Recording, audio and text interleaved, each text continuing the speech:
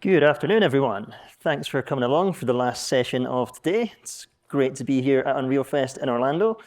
Nice to be in the Sunshine State where it hasn't stopped raining for 3 days, so that's been lovely. For those of you that don't know me, my name is Jack Gullen. I'm a senior visualization specialist at McLaren. I work in our design team, and I work on a day-to-day basis working on our future cars. Like I say, it's great to be here. It's been a great festival so far, seeing all the latest developments that's been going on. What I do and what the team I work in do is basically we helped create the designers' visions into reality. A lot of that is based around Unreal. So a lot of the stuff we do is some still imagery, some cinematic renders, and then we get involved like things like virtual reality, car configurators. And like I say, a lot of that is done in Unreal, among other things. But it's great to kind of get up here and talk about what we do. Most of what we do in the design studio tends to be confidential, so it's nice to be able to show you some of the stuff we work on. Like I said, today we're going to do things a little bit differently. Normally we stand up here, we show some videos, we show some images, and we talk around the current cars. We're still going to do that, but we're actually going to cover some of the prototype stuff that we get onto in the design studio. So we're going to focus on stuff that we actually tried out one afternoon as an interesting little idea. Basically, some procedural worlds that we've worked on to basically help push on our visualization content. So, like I say, I'm lucky enough to be working for McLaren. I work at our McLaren Technology Center, or MTC. This isn't an AI image. We didn't ask ChatGPT to make us some new supervillain layer. This is actually where I get to work 5 days a week. And it's great here across, not only here and our other sites, working with teams such as not only design, HMI, our ergonomics teams, our aerodynamics guys, and various other departments, using lots of different technology and really all coming together to make new supercars. Now, what's great about that is Unreal is actually intertwined with a lot of different areas in the business. Like I say, today, we're going to focus on some of the ways we use it in the design studio. One of the other nice things about our office is we have our incredible boulevard. It's a great source of inspiration, great source for visualization as well. There's only this place in the world where you can see a McLaren F1, a P1, and a W1 all sitting alongside each other. We're basically seeing award-winning cars that are all there that we can use as references for Viz. They're also some of the fastest cars in the world, some of the most expensive cars in the world, but also some of the rarest things that you can find. We're incredibly fortunate at McLaren to have an incredible color, material, and finish team. They give us lots of interesting samples and really work with us to help push on our visualization. That's a great thing to be a part of, but there's nothing better than actually being able to get down and see the cars themselves, and that's a great source of inspiration for us. As we move further down the boulevard, we're really lucky to share the space with our Formula One team, and it's great to see them doing so well lately. One of the things you can see here, we have our McLaren 750S and our McLaren Artura sporting our livery that we created at the end of last year, and Unreal really helped us deliver that quickly. We had to create lots of different imagery of the cars so that the designers could create this livery, and then we could launch it. And like I say, Unreal really helped speed up that process for our rendering. As I mentioned, having the McLaren F1 team do so well recently has been great. The last time they won a Constructors' Championship was 1998 when Unreal Engine 1 just launched, so it's been a bit of a while. Hopefully it's not as long before the next one, and it's good to see the season starting so strong, so hopefully we'll see some more trophies on the boulevard soon. But as I mentioned, we're obviously here to talk about Unreal Engine and how we use it as part of the design studio. We've been using it for over a decade, we use it for various different things. One of the things that we use it for is obviously virtual reality. So when the designers have a new sketch and we have some test data, we can drop it into a VR environment. We can walk around the car. We can see it in different scenarios, see it in different lighting conditions. And we do that on a daily basis so that we can evaluate new concepts. To support that, we also have our car configurators. These are in real time. You might have seen on our website, we have our configurator. We have a slightly different one for the design team based in-house. And what we do here is we add functionality and we add things at the request of the designers that they need to be able to evaluate things more clearly. And that then lets them look at different data sets, swap out different things, different wheels, different materials, different assets, basically lets them evaluate things as quickly as possible. And we also have our McLaren Special Operations team, and they do a lot of bespoke content. They do our customer liveries. The guys over at MSO also have their own configurator, and it's great that all these parts of the business can work together for our designs. Now, the last thing we look at is our research and development. So as part of the Viz team, we're obviously always trying to experiment with new ways we can influence the design process. So we work on lots of different things. Some of the recent things we've looked at with Unreal are megalights, substrate materials, and we've looked at metahumans a bit as well. And even some of the things we saw announced at the State of Unreal yesterday, so for example, nanite foliage is going to be incredibly useful for us, and we look forward to getting our hands on that. And with that in mind, essentially what we're going to talk about today is procedural content generation. Now, PCG has been around in Unreal for a while. Some of you might have used it, some of you might have not. What it allows us to do is essentially, with only a couple of assets, create vast amounts of environments. One of the main challenges of visualization, as some of you may know if you work in the automotive sector, is that if you're trying to make a perfect scene, it can take weeks or if not months to create assets from scratch if you want to get things absolutely perfect. Now, sometimes we need a way to evaluate a design in a couple of hours, and we want to be able to basically show it in a million different variations as possible. PCG is one way we can do that. So today we're going to talk about that and just see how we can basically do more with less. So one thing I should note, we're going to start this because some of you in the room may have not been new to Viz, you may be new to the automotive sector. So we're going to start this from the ground up. So we're very much going to show this from a beginner standpoint. So some of you may be familiar with this, but we wanted to make it so that everyone here can understand what's going on. So we're going to do a brief introduction to procedural content. From there, we're then going to take our McLaren W1 model and prep it for animation. So we'll get it ready in the control rig in UE 5.5. And then lastly, we'll bring it all together for PCG in Automotive Viz. And we'll show you how it can not only influence our car configurator, but our animations as well. So like I say, the two main things we're going to start with today, we're going to build a basic PCG volume. We'll just set it up a couple standard different forest environments so that you're good to go with our scene. And then we'll animate our W1 model, and we'll have it set up for our level sequences, so then we can build upon this and create some new content. So we'll start completely from the beginning, complete empty project, and we'll show you how we can make some standard PCG volumes. We'll go through this quite quickly for those of you that are familiar, just so you can guys get up to speed as well. So we've got a complete empty scene here. All we have is a basic landscape, grass material, and we're going to create a new PCG graph, and we'll open this up. And we'll very quickly just make our standard scene. So we're going to grab a landscape data node. So we need to access the landscape in the scene. And then we're going to access our surface sampler. Now we get these two things so that we can tell the landscape how much content we want to spawn in a certain area. And then from here, we can actually dial this up and down so we can control how much content spawns in those volumes. We can also use a transform points node. This allowed us to give a little bit of variation to what's going on. So we can actually vary the assets that are spawning. So we can spawn 3D models in different rotations, different scales, different positions, and basically do more with less here. Just from this one simple node, we can spawn lots of random content. And lastly, we need our static mesh spawner. And this is where we basically tell it what 3D content we want to spawn in the scene. Once we have that set up, that is our basic setup. So I'll just recap that very quickly so you can see it on one slide. Super nice and simple. We're accessing our landscape data. We're getting our surface sampler node. Once we have that, we can control how much content is in basically the volume. We can then access our transform points node. This lets us vary the content in the scene. And then lastly, we have our static mesh spawner, where we can spawn in our content itself. So let's go back and do that just now. So jumping back here, we have our static mesh spawner, and then we're just going to add two new array elements. All we're going to do here is drop in two tree models. We've got these from the Fab Marketplace. They're free assets, so anyone can use them. So we're just going to drag and drop these in so that we're ready to create our volume in the scene.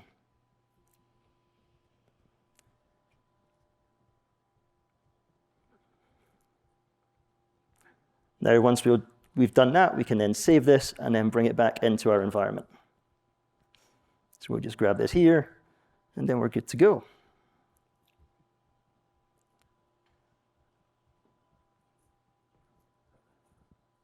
So again, we'll just save this, and then we're just going to minimize this here. We'll just drag and drop our PCG graph we've just created, and now we have a random volume. And we can change the seed value on the right-hand side here and essentially vary our content as much as we want, just by changing that number value. Just like video games, if you played Minecraft, you get a different seed, you get a different world. Same procedure here. We've got a bit much content here, so we're just going to knock back how much is spawning per square meter so we can see a little bit more of what's going on. We'll probably reduce that a little bit further, just so we can see it a little more clearly.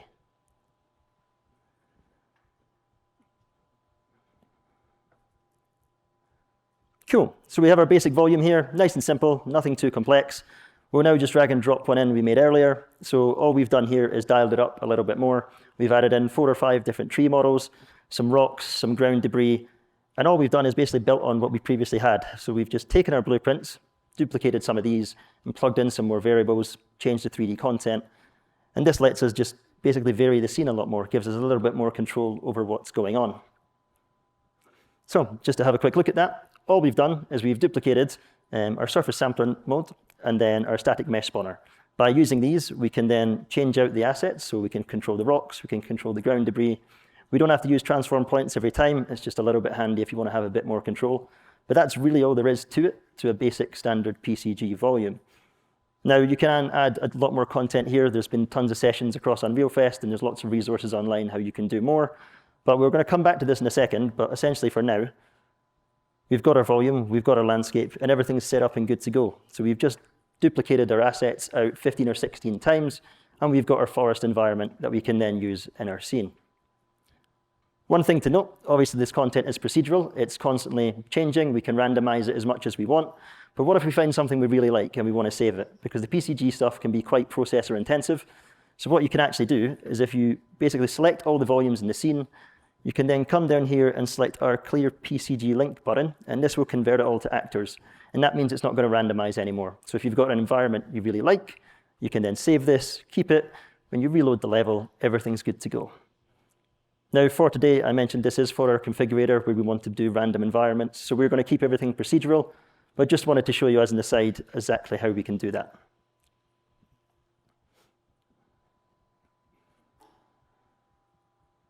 So we'll come back to that in a second, but we've got our environment. Now we need a car model. So what we're going to use today is our McLaren W1. This is our latest Ultimate Series supercar. This is the successor to the F1 and the P1. The W1's been a great car to be a part of, and it's been great to see all the reception to that being launched. So what we're going to do is, we're just going to drop this into a blank scene. So we have our standard base model here. We've just dragged and dropped our FBX. Everything's been combined exactly as we need it for animation. We've got it ready to go, and then we just need to add some materials. So we have our materials set up and ready to go here. We've just dragged and dropped these in. For those of you who are not familiar, many of you will be, Epic do provide an automotive material pack. It's probably the best resource for getting started with visualization for cars. There is so much content in there. There's tons of body paints, caliper paints, tire materials, carbon fibers, metals, plastics, interior materials that you will need. Really, if you're new to this business, 100% recommend checking that out. We've essentially used that for quickness, and also we have some bespoke McLaren materials as well. So now once we've applied all our materials and things are looking good, we essentially now need to get this ready for animation. So we have this set up as a skeletal mesh, and what I mean by that is we basically have bones assigned to the geometry so that we can manipulate the car as we need to.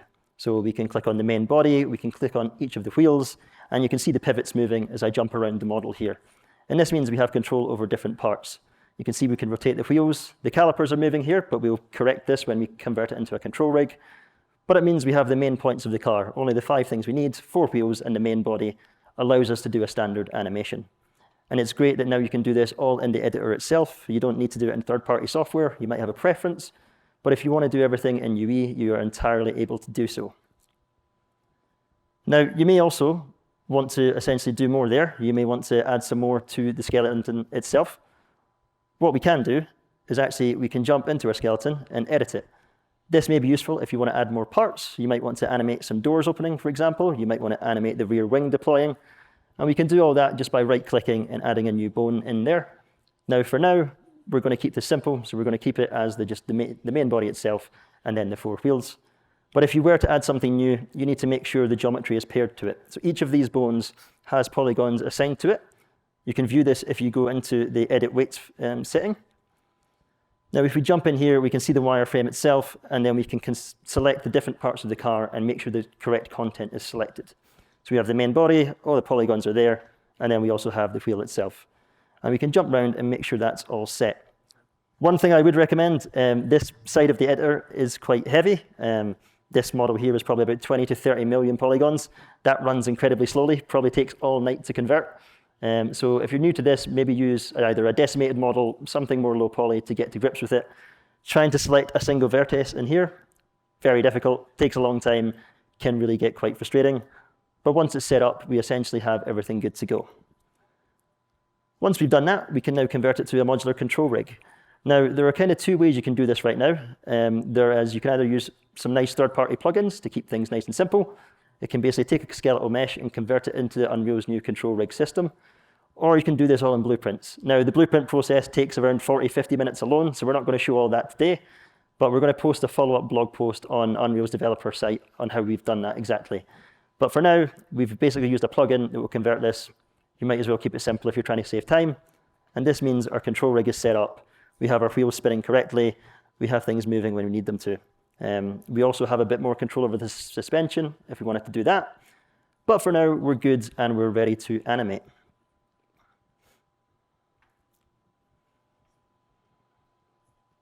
Okay, so we now have our car model and we have our procedural environment. We need to tie this all together. So basically, we want to show you how we can use this, not only for animation, but for our configurator as well. So jumping back to our forest scene, we've now added in a standard road. We've just used a fab asset for an American road texture, nice material that we drop into the scene on a plane, and then we need to jump into a nice camera angle. We've set this so that when we load in our car model, we can see the car in the correct kind of front three-quarter view, but also so we have enough view of the environment in the background, because that's the main thing that we're going to be changing. So we need to be able to see that and how it affects the car. So we'll drop our car model in here, and we've hooked it up to a level sequencer. Now, all we've done is just driven this straight down the road so that you've got a nice, simple animation. But right now, if we want to change the environment in the background, we have to click on every single volume and change the seed value manually. That's quite an involved process. We obviously don't want to have to do that every single time. So we could tie this up to an event so that whenever the animation sequence loops around, it calls an event and it refreshes the content. But that's going to be kind of difficult because if you're trying to render this out in real time, you don't want to see trees turning on and off. That makes things a little bit more difficult. So we decided to tie this up to our variant manager, which we'll use for our car configurator. So we're going to show you how we've done that now. So just jumping back out for a second, we now need to create a new blueprint class, which will have a custom event, and we'll show you how we have our randomization functionality. So what we're going to do here, we'll create a new blueprint, we'll jump in, and we'll basically do the functionality as I said.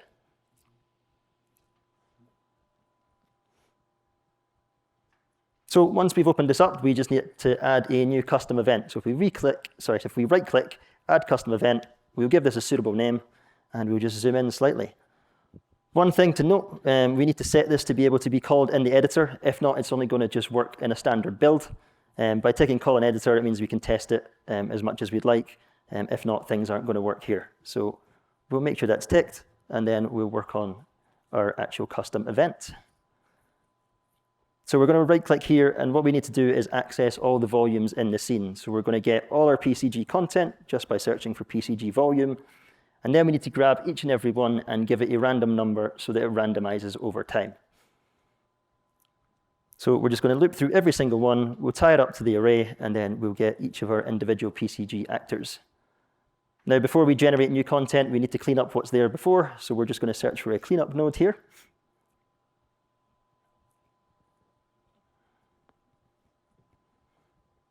And once we've done that, we have our target that we can access. Now, as I said before, changing the number of the seed value changes the random content that's going on.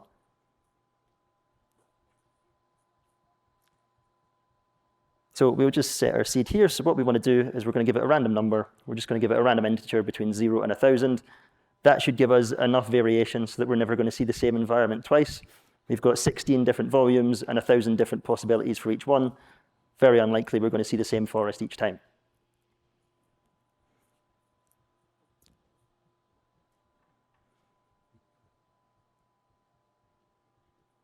So we'll just tie this up here. Don't judge me on how clean my blueprints are. We've definitely just not tidied this up too much, but we're keeping it quite simple. Essentially, now that we've hooked all that up, the last thing we need to do is just generate our new random content. So we'll add in our generate node here. And once we've done that, we'll set things up, we'll save it, and we're ready to go.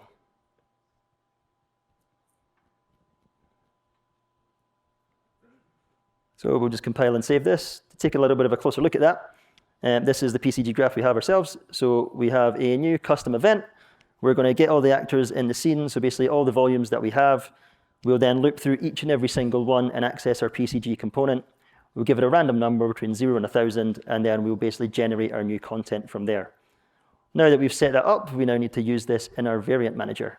Like I say, we're going to tie this to an extension of our configurator. Like I say, it's just a basic prototype that we've been working on, and we're going to just show you how we then link that up.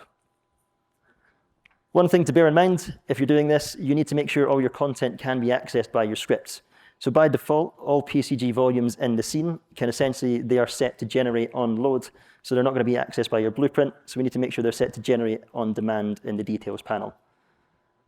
Once we have that set, we are then ready to tie things to our variant manager. So what we'll do now, we've just grabbed our randomized PCG blueprint. We'll drag and drop that into our scene. Now, once we have this, we can open our new variant manager. We'll open this here. This is where we can vary the car. Sometimes we'll have different geometry, so we'll have different wheel options, different designs, different cars themselves, different body paints. We can vary this as much as we want. Today, we're going to vary the environment. So we've got a button in here, and we're just going to drag and drop our blueprint. So all we need to do here is we're going to add a new function, and then we're just going to drag this out and make sure we select Create New Function, and that's going to open up a window for our event.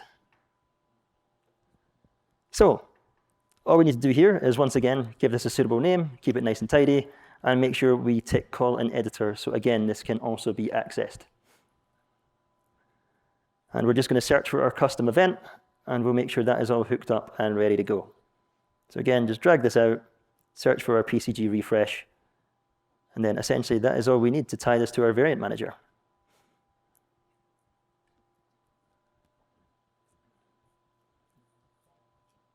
So we're going to compile and save this, and then we're just going to move our variant manager over to one side so we can see a bit better. We'll just double check the correct function is synced up.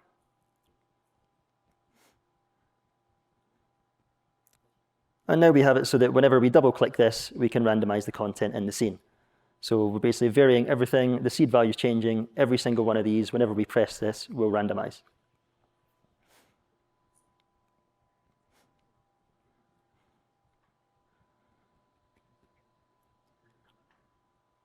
Now, once we've done this, it's back to our animation. So the environment in the background, we can now change this at the touch of a button, so it's now ready to randomize. So yeah, let's dive in. We have our car set up, driving down the street, we've got some nice lighting going on, and what's really great here, like I say, you can loop this as many times as possible. Whenever you click that button, you're basically going to have the environment changing in the background. Now, we can make this animation as long as we want. We've just set it to 15 seconds, and then we're changing things just to have a brief look. But again, you could make this more of an endless runner. You could extend it so it keeps going. But what's really nice here is we have our car, and it's great to just be able to evaluate it. The designers will also have the functionality to change their camera angles, view the car in 360 degrees. Again, it's an extension of our configurator. So everything we've brought before, we intend to then add this to our configurator ourselves. Now, having a nice little forest environment is all well and good, but we also want to be able to evaluate this in different scenarios. It's not always going to be a nice little sunny day. So, like I say, we've started with our clear sky environment. We've kept everything nice and sunny. It's good that you can see all the random trees in the background, but maybe we need something a bit more like some British weather like back home, so we can have a look at that. See the car in a different light, very quickly change the scene, allows us a different way to evaluate the car. We can also do different settings like some low visibility and fog, so you can see what the car will look like in there. And again, this is all running real time in Lumen as part of our configurator, and it can be basically animated out in real time, so we can render things out. We could switch this to Path Tracer for more views, but essentially now we can also view different lighting, so we can see it in an evening setting as well.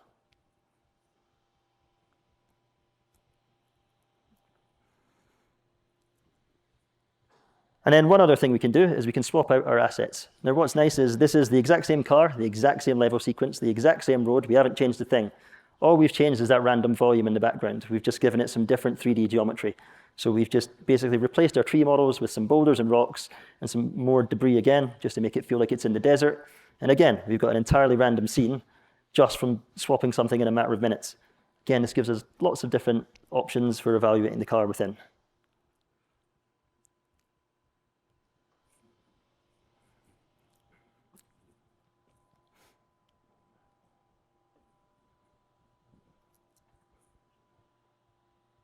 Now, Once we'd developed all that, we were super excited about it. We showed it to our designers. We thought this would be something really useful for the configurator.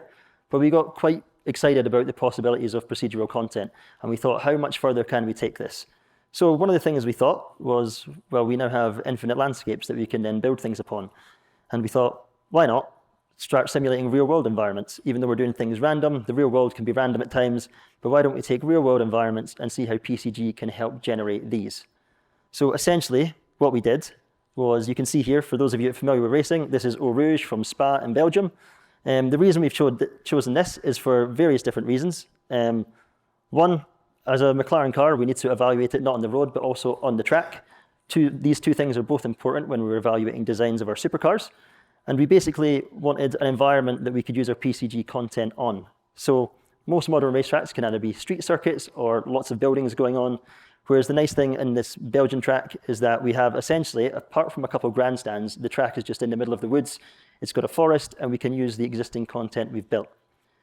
Like I say, when we're doing visualization, things can take weeks or months to get complete accuracy. If we wanted to get this track completely correct, we would have to either fly out there and scan it ourselves or get lots of visual references, and that would take a vast amount of time. But if we're trying to evaluate a car design in a couple of hours, we can use some PCG content and some procedural road generation to basically try that out. So this isn't supposed to be the world's most boring game of Spot the Difference. What we've done here is taken the track layout for Spa, and then we've converted that into Unreal Engine. All we've done is just copied in an image of the track itself, put a bit of transparency on it so we can see it, and then we've traced our splines around manually. So I basically took this in and traced some splines around the circuit itself. We didn't have access to the height data for Spa, so we didn't have access to a height map. That would have been great for the elevation. But like I said, this is something we're just trying to do quickly for some quick design reviews. So all we did was we watched a kind of point of view lap of someone driving around Spa-Francorchamps. So we could actually see the elevation, so see the high points of the track, see the low points, see where some of the turns were, and see how steep some of the corners were. By doing all of that, we can get a rough idea of the track layout. We can then basically use our spline and trace around the inside of the circuit. What's nice about that is once we've done that, we can load in our PCG volume. And we essentially have a racetrack with everything generating in the middle. It's a little bit difficult to see here, but what it's also doing, with a little bit more work to our blueprints, you can make the PCG follow the landscape itself. So the trees are actually going towards the correct height. They're rotating with the landscape. They're not sunk into the ground. We don't have to move everything manually. Like I say, what's super nice is we basically, from a couple different nodes, created our landscape itself in its entirety. And like I say, this is still work in progress, so we're still building upon this. We're still seeing the possibilities with it. But we can essentially jump to any part of the circuit and see how things are moving in the scene. So we have a live scene here, we've dropped the car in, and we can build upon this going more and more forward with it. So one of the things we could do is we could hook this up to an Xbox controller, so you can drive entirely around the track. That would take a bit more work. But the thing we can start to do is start to drop in some procedural assets again. So we can drop in some fencing, we can drop in some tire barriers, some gravel traps. And again, we can make this all with procedural content. We can just give it a small 3D model and then tell Unreal to just generate this round the spline curves and generate some things on the interior as well. Basically allowing us to now make as many tracks as we'd like. We can basically get the designers, ideally, to basically draw some tracks themselves, and Unreal will basically sketch them out so we can use them for evaluation. One other thing that we're looking to do going forward is basically be able to set up some cameras so that whenever we drop in some new car data for testing, we press render, it automatically rigs it up and drives around the entire circuit. Basically, then we don't have to do a single thing. We've dropped in some new data that's prepped, and we have a video already of a car driving around the track.